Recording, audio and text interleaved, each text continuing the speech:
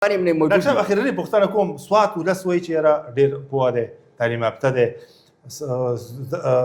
ښوونځي یعنې مطلب تعلیمي ادارې دا ورته په دا کې میراث کې پاتې شوي دي، والي سوات دلته کې یو پوهه ورکړې وه، سیاسي بصیرت پکې هم سیوا دی، خو سوات همیشه تجربه کار پاتې شوي ده.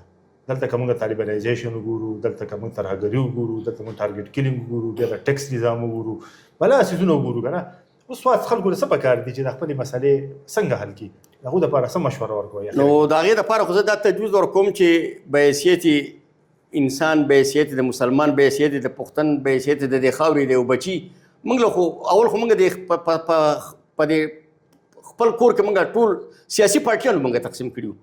یو ورور د یو پارټۍ جنډه لګولې، بل ورور د بلې پارټۍ جنډه لګولې ده.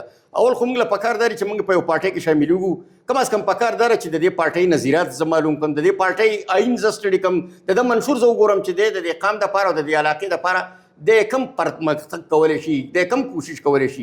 تاسو ولیدل چې موږ تقریبا 40 کاله به په موږ باندې دلته مارشال الله تېر شوی، دلته کې په موږ باندې د ایوب خان د مارشال الله نه راواله او د پرویز مشرف په پورې. اوس هم که تاسو وګورئ زموږ په سوات باندې اوس هم په موږ باندې باقاعده طور باندې دایمي مارشال الله اوس هم په موږ باندې مسلط دی. نو موږ دا غواړو، زه په خپله باندې سیاسي سړی یم، سیاسي کارکون یم، ټول عمر مې د زنده‌باد مرده‌باد خبرې کړي دي. جمهوریت ښه شی دی، خو په جمهوریت باندې موږ عمل نه کوو. که په جمهوریت باندې موږ عمل کولی، په جمهوریت کې دا ټول مسایل چې دي په سیاسي پارټیانو په ذریعه باندې دا مسایل حل کېږي. د چین مثال به درله درکړم، د چین دا خلک ولې مخ په وړاندې لاړو؟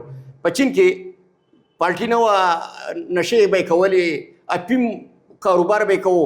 هغو چې ځان ته وکتل او خپل حالاتو ته یې وکتل، نو هغو ځانه دوه پارټیانې جوړې کړي. نن چین چې دی هغه څونه مخ په وړاندې لاړ، هغه سوپر پاور دی، خو نن د هغه سره ډالر نشتی او د امریکې سره ډالر دی. نن راشه د هغه کمیشن خواره موږ د هغو ټول سامانونه موږ خرڅو که نه خرڅو؟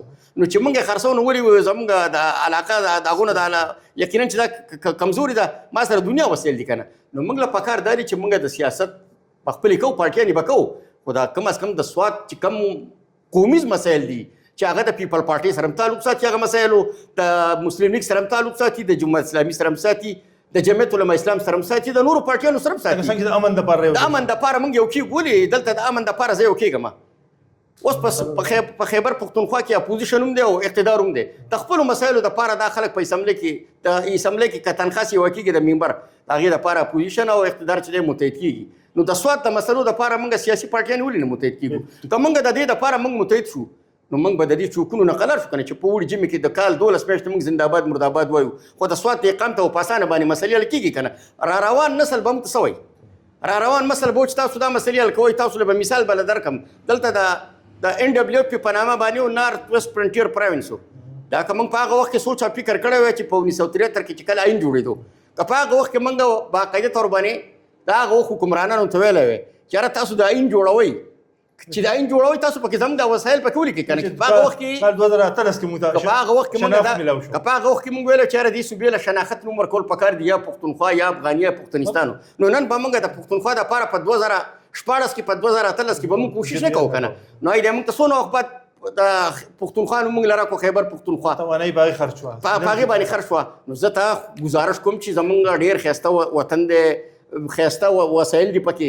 نن ټول جهان ته ته لاړ شه ورور، زرعي ټکس نشته په خیبر پښتونخوا کې. زرعي ټکس ته ولې اخیستی کېږي؟ دلته تماکو کېږي، دلته ګوړه کېږي.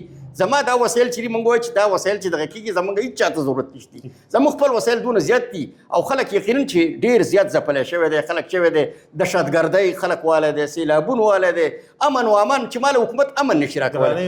نو دا څونه ظلم کېږي، څونه زیاتی کېږي. ډېره مننه، ډېره مننه قدرمنو کتونکو. ډاکټر خالد محمود صاحب یو څو خبرې وکړې، خو د اخره کې کومې خبره وکړه چې دا مسلې د سوات چې دي دا زموږ د ټولو مشترکه دي. په دې کې د پارټۍ نه، د ذاتي مفاد نه، د هر څه نه بالاتر دي. او که دې ته موږ یو ځای شو، سوات خلک واقعي پوه خلک دی، تعلیم یافته پوه خلک دی، دلته وسایل هم دي، دلته سکل هم شته، دلته په خلکو کې داسې تکړه خلک هم شته، ښه سیاستدانان هم شته. خو که موږ یو ځای شو او موږ چې دی نو خپلو مسلو ته خپل دغه ته حکومت ته یو ځای وړاندې کړي، زموږ مسلې به حل شي، بشپړه به حل شي. دې سره خپل قربان اعظم خان ته اجازت ورکړئ.